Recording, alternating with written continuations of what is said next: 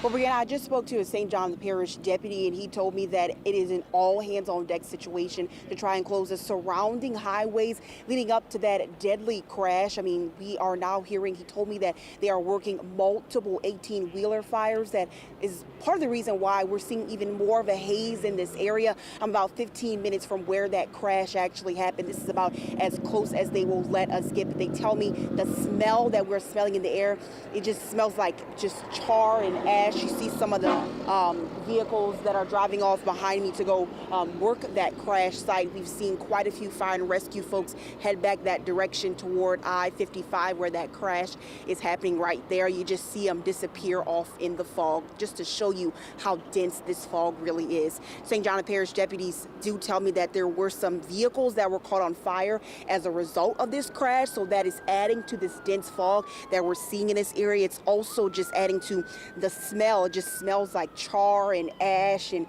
very, very hazy, very foggy out here. You can hear the sirens in an active emergency situation. You see a lot of these vehicles. This is a normal sight we've been seeing all since we've been out here for about the past 15 minutes. Again, this is about as close as we are able to get to that area. Now, the St. John the Parish deputy, he did tell me that I-55 is completely shut down. They're also working with some sheriff's deputy over in Tangipahoa Parish to make sure that I-55 on their end is shut down in both directions. And they're also going to be shutting down the I-10 eastbound right at I-51 where that area merges, just to kind of keep everyone out of this area, because you can see, Brianna, it is a very active scene. We've seen dozens of St. John the Parish deputies, even state troopers. Even we were on our way out here to try and get to this area. They had actually had I-10 West shut down. You had to take 310 in order to get on about your way.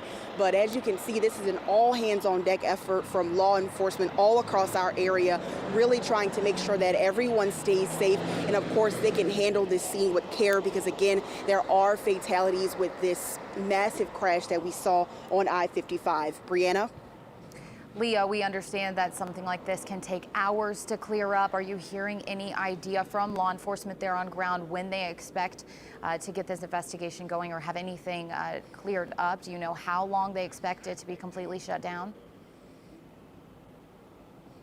Well, as of right now, Brianna, the last I heard is that they are just trying to untangle those cars. I know you all showed some pictures, and a lot of these cars are just mangled and wrapped around each other. So they are really taking the time to unpack this scene to make sure all those who have injuries are treated, and make sure, of course, that those who lost their lives in this crash are also treated with care. They're trying to get everyone out of this area as safely as they can. But at this time, we do not have a clear picture of when all of these roadways will be back open again. They just urge everyone to drive with caution if you do have to be in this area right now. And if you can just stay out of this area altogether, of course, that would be preferred as officers continue to work this scene.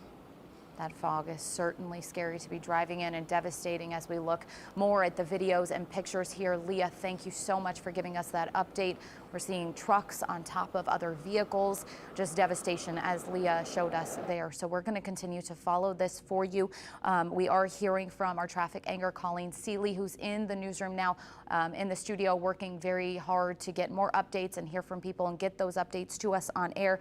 Again, traffic is shut down, she's saying now, with the spillway in both directions. Of course, an alternate would be the causeway, but as we told you throughout the morning, there is still that fog advisory there as well. If you don't need to be on the roadways, the clear message from law enforcement is please just stay home.